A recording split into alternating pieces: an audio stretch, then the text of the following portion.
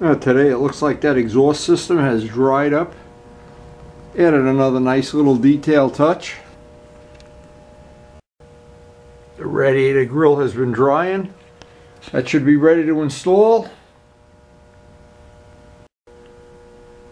Piece by piece, it's all coming together. And I do remember at the end of the Kawasaki restoration, I do remember getting ants in my pants and wanting to get it done and get out on the open road, but the only difference is right now it's 30 degrees. I have no desire to get out on the open road. I have a desire to get up by the coffee machine. And Luciano's tormenting me every day with his parts of his project that are all coming together. I'm dying to get up to his shop and see how that's going to work out. And the bottom line is every day we have something to do, something that's interesting, something that's an adventure, something we enjoy sharing with you if you're so inclined to watch these videos. So here's a little tip while we're out in the tundra here. The paint that I sprayed from the spray can, the high temperature paint for this, into the jar for the exhaust and brushed on, well, I left that out in the cold. That'll just be sitting here for, if I can find in the course of the day or course of next couple days, any spots I missed, I don't have to go through that whole regimen of spraying back into another jar. So I'll keep this jar just for touching up the exhaust as we go through the assembly process. And whenever we do get to do it, who knows if we're going to get to do it with the way this weather is hanging out. It's still freezing out here. So the grill has dried up overnight by a heating vent. That'll be ready to install. Everything here looks like that's ready to put back. Axle ready to do the shocks. We got so many things we can do today. We have a wide variety of things we can do. Only one problem: we're not going to have the time.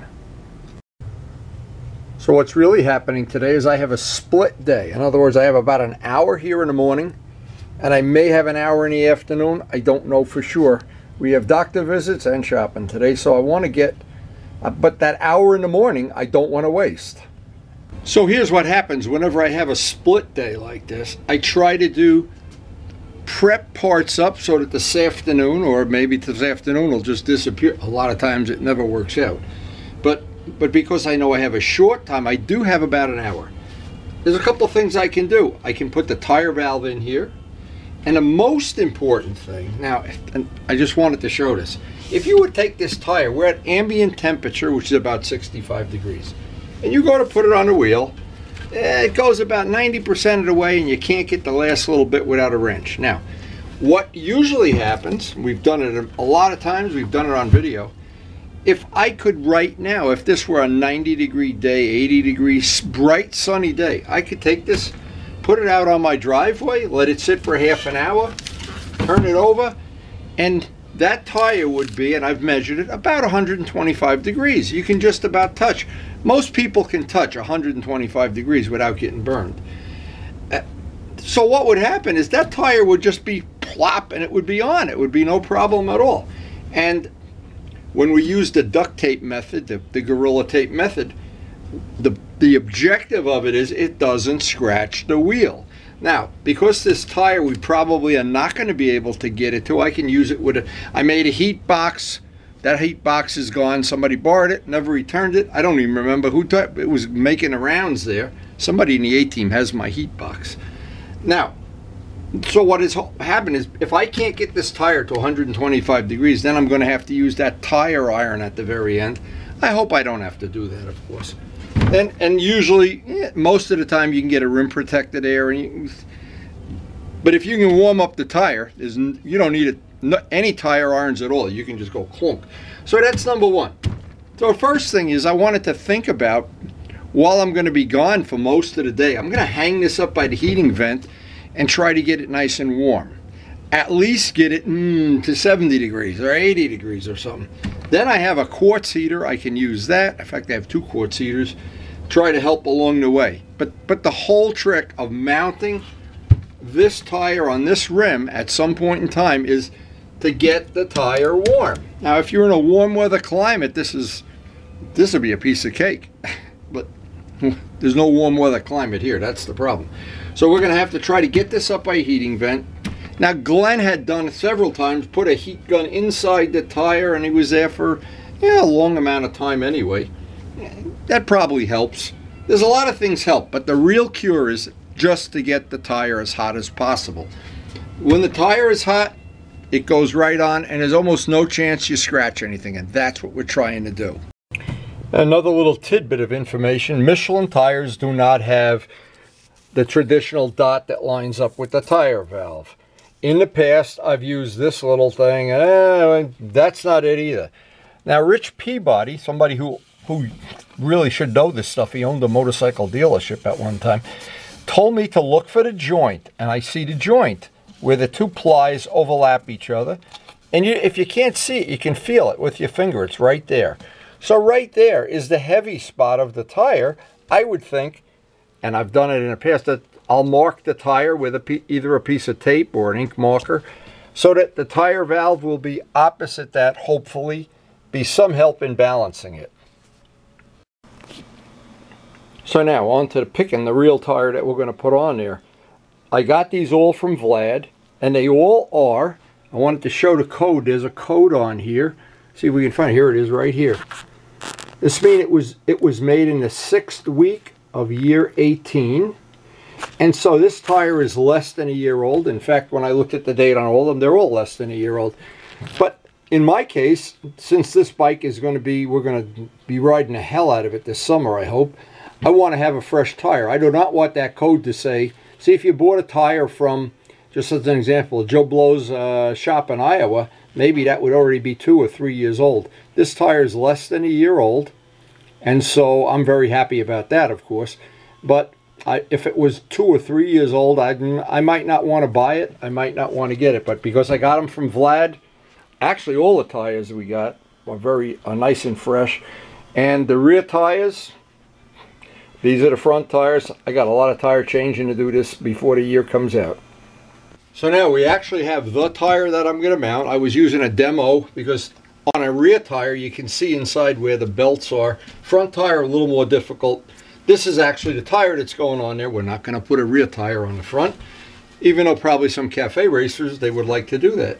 So it is good to know that you're getting a fresh tire, and I would say if you have one less than a year old, probably good to go. But again, when you go to a dealer and if there's a pile of tires, check the code. That's an important thing. Anyway, what I do want to do with this, I want to check for the same thing I did with the rear tire. I want to check for where the belt is, and I can feel it. There it is. It's right here. Okay, so I'm going to mark that. That's number one. First thing, I'm going to mark it, and then I'm going to put it up by a heating vent. While I'm out doing errands, I'm going to hopefully come home. It'll be a little head start on being warm. Okay, so our tire's up by a heating vent while we're gone today, or it may be tomorrow. I don't know the way this day's playing out. At least I can start. The tire will be a little warmer than ambient. Okay, this is Nomar, the mounting lube for the tire. If you don't have this, I found Dawn works just as well. But Bob Navola bought me this as a gift for changing some tires for him, so we're going to use it. So here's a couple of good little tips. These are great, these little curvy girl valve stems. I always have them on the side. If the motorcycle is on its side stand, which none of my bikes have center stands, it's leaning that way. I want this facing up, so because I basically check the air every time I ride the motorcycle. And that has served me well over the years. There's a little rubber teeth. The cross section is of like an L-shaped thing. If you put a little bit of this lube on it, what you'll see, you don't need a lot either, you'll find out this will go in without tearing the seal up. Makes it just a little bit nicer to deal with. Now, another trick, and believe me, this is something I know, though I found out the hard way. Never put Loctite on these. If you put Loctite on them and try to seal them up, you're in big trouble. the Loctite makes that almost impossible to get out. Now it's made to be a very tight fit, and it's supposed to be. It's not supposed to be a loose fit. When you tighten a nut, it's supposed to spread that out just a little bit, and that's what gives it the good seal. This that can be tricky once you get that wiggled in there, and if you take the top edge of the wheel and just run an X-Acto knife around the edge, so instead of having a 90-degree edge, it has a little bit of a funnel, it helps a big time seating it. Now, I always think, this is the thing, you don't want to use Loctite. I don't want to use anything that's going to make this a problem. But these are very, very delicate. Now, if you call Curvy Girl, you find out these come in 2 different diameters. And no matter what, if they say they're 11s, order 8s. Because I've ordered them twice. Both times they've come the wrong one. You can send them back, of course, it's no problem. Bob Navola ordered them, they came the wrong ones. So, or you can measure them, they're 8 or 11s, and I would suggest measure them. And for the green bike, I remember I was so frustrated, I just opened up the hole, and that was more work than it was worth. So I wanted to make these just tight enough that I can't move it. But I don't want to take a ratchet and do that. They're delicate, they're thin aluminum, they really work great. I've never had a problem with one so far. And never say that too often. And I'll sit and let this, I just want it tight enough that this isn't going to move. And I think I've got it. But if you put a wrench on this, you'll break it right away. Okay, so that's another step in getting us prepped up for the wheel installation. So in life, there's a lot of easy decisions. One of them is when Karen says it's time to go. It's a very easy decision. I go. And I'm going to go. So we'll pick this up. We'll be ready to mount the tire either this afternoon or tomorrow. And it's always good to know, even if you have a short session, an hour here, an hour there, you can always get part of your restoration in the bank. Not like we're having a race, but it's always nice. In my case, I like to use the time effectively.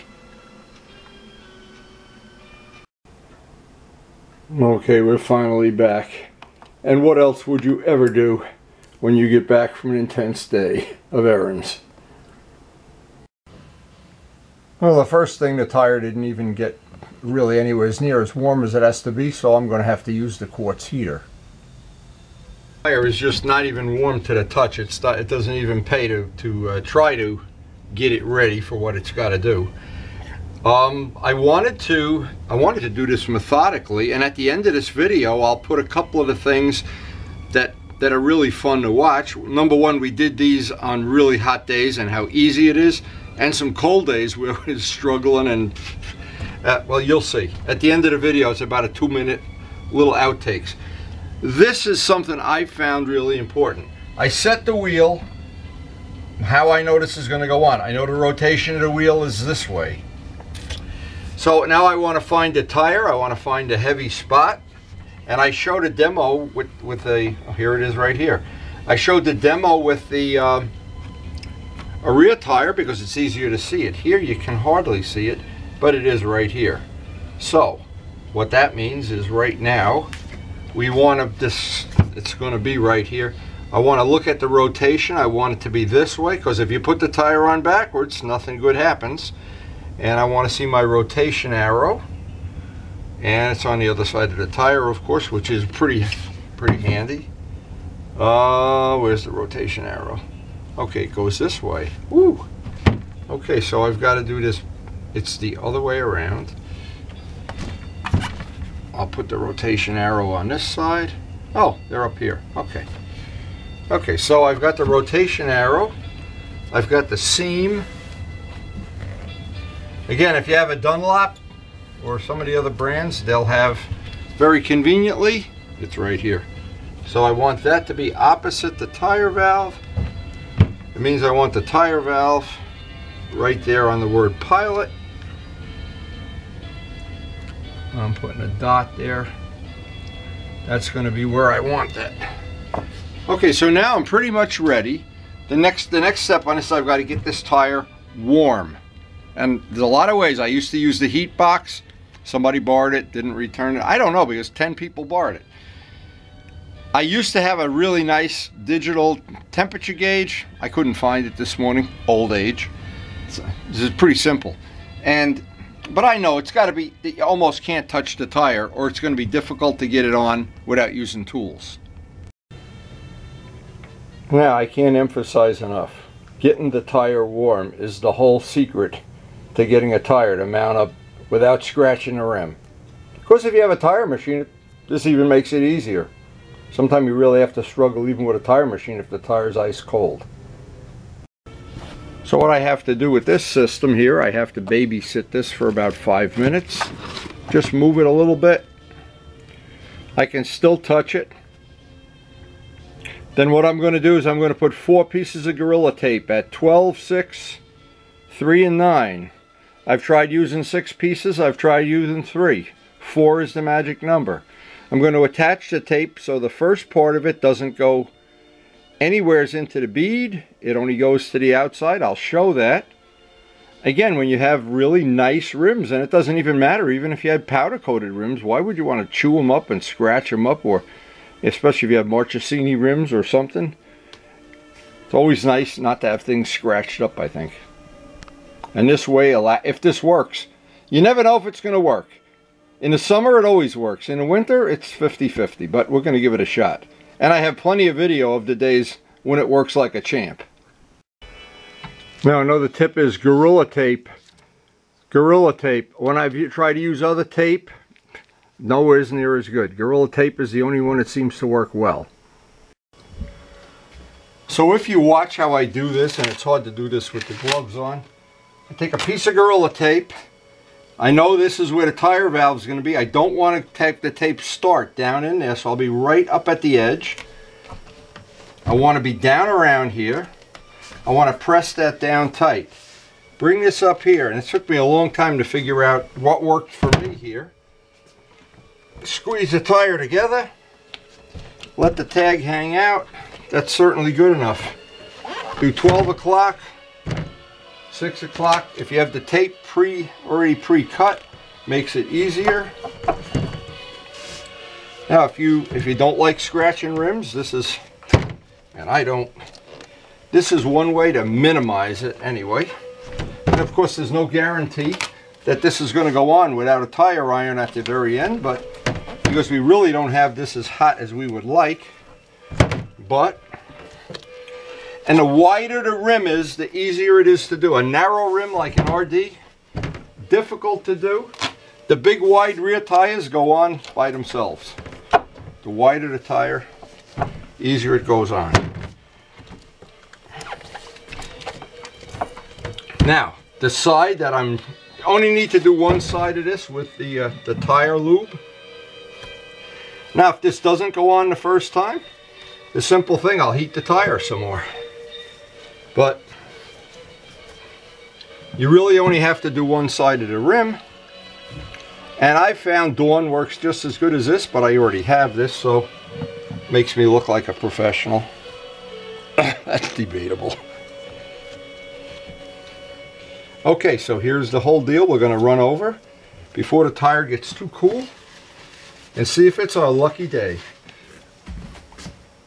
The tire is really not, I don't think, warm enough, but we're in the right rotation.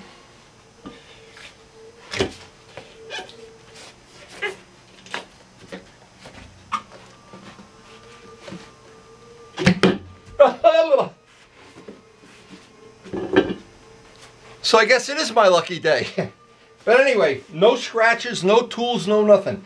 Now, it's important, get the tape off and not leave any down in the seam. This is not like a magic trick. Now, because we're gonna, whenever we take a tire off a painted rim or a powder coated rim or a polished rim, I guess all rims, we cut it off. And I've shown that on video too. So now that you know it's your lucky day, I want to make sure I haven't moved the position of the valve. It's a little bit up that way. Not sure that's going to be important, but I want to get the tape off. And this is not totally idiot proof either. I want to pull this out over the table, pull this off,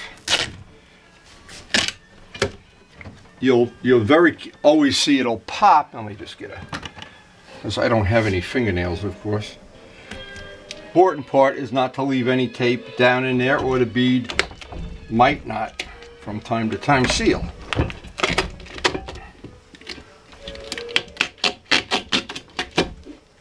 You can see why we use Gorilla Tape. Look how sticky it is. It is really sticky, in fact. Make sure I haven't lost my alignment.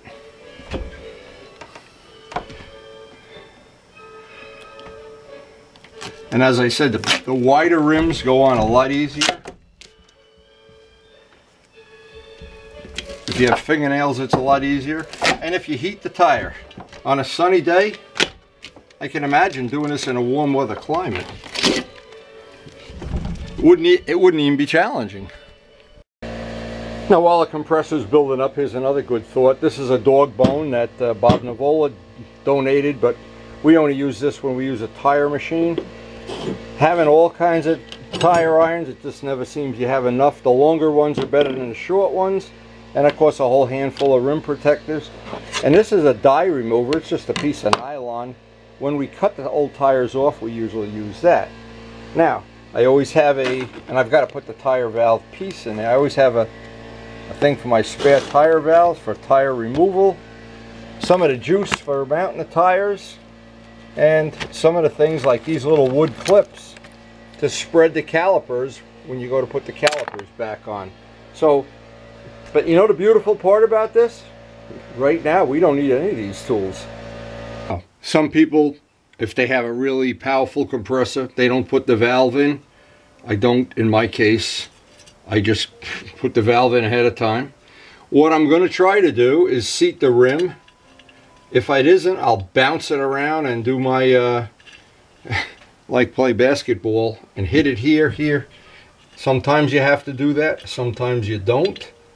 Again, it depends on where this sits. If this sits right up where it should, and what seems to happen is if the tire is warm, it goes right in place by itself. But anyway, I gotta go. The compressor's all fired up. I'm ready to put air in. Whoa, the sound we love to hear when it pops. Come on, baby. Come on, you can do it. You can do it. Come on. Come on. I know you want to pop. Any minute now. Come on, baby. Oh, there it is. All right, so what I'm going to do to seat the bead, I'll put 50 pounds of air in the tire. I always wipe off as much of that lube as I can before I do this. There it goes. Okay, that'll usually seat it. Always run my finger around, make sure it looks good. You can usually feel if it's not right or if it's partially seated or what. Gotta wipe the rest of the goop off. And this will be the easiest way to do this. Always check that the valve is seating. The rim is seating. I don't want to go, if this were the summer, I wouldn't want to put this back on the bike until it sat for a half an hour, 45 minutes, some amount of time. And I don't see any bubbles at all.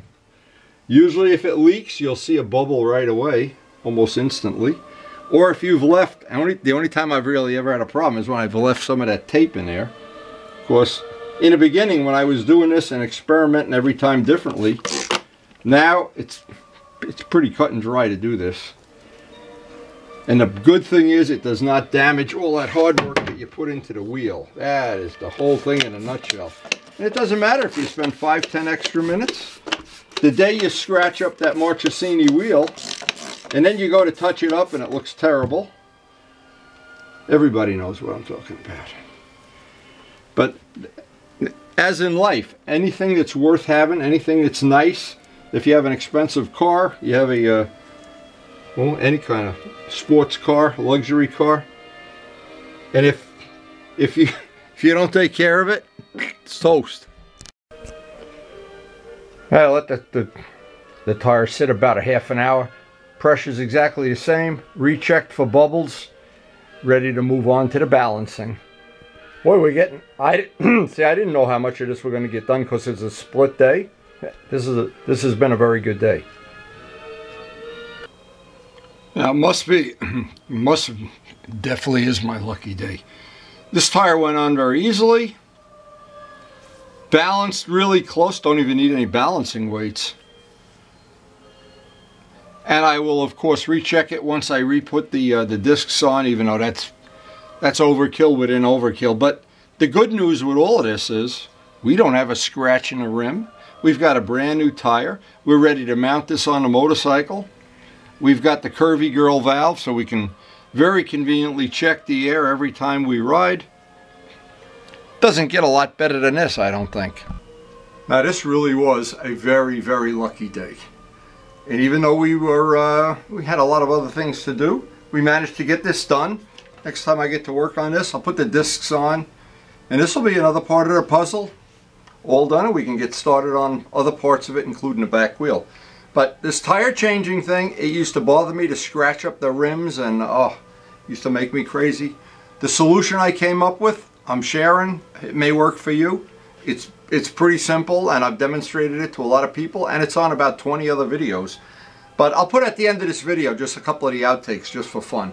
Anyway, hope you enjoyed the video, and I hope this summer is going to be the season we've always waited for. We're going to find the fountain of youth. So thanks for watching.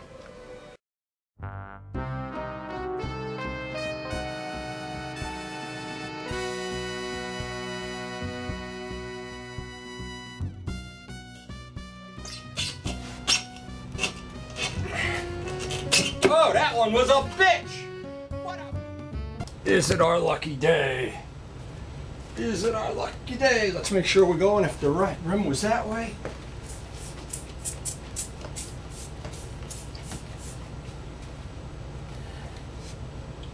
At the right way, that's the right way. Oh, that one was a bitch! What a bitch! $160!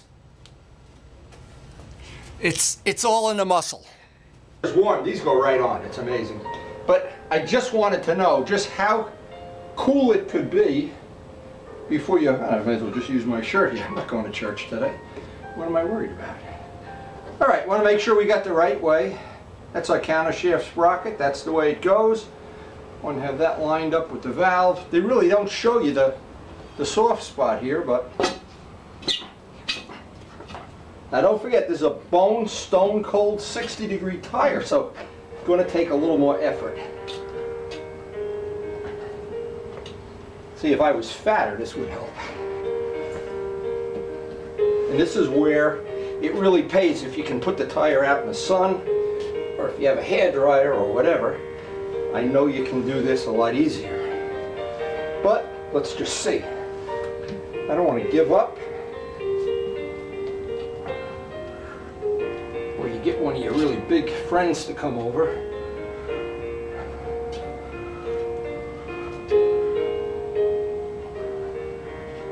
What this really does show you is how important it is to have the tire warm when you do this, no matter what system you use. And so what we've learned, and what I've been able to show in real time, I hope saving somebody a scratched rim or a failed marriage or whatever. You really have to struggle when the tire is room. In fact, I'm going to give you the temperature. The temperature is 62 degrees, and that tire has been sitting here. There's no sun out, so that takes care of that. I really have had a lot of luck doing this most of the time. Let's not say all the time yet. Let's see if we got the tire on right way. We got to look at the. Nope. Might help. Again, there's no mark as to where the heavy side of the tire is, so we're just going to take pot luck here.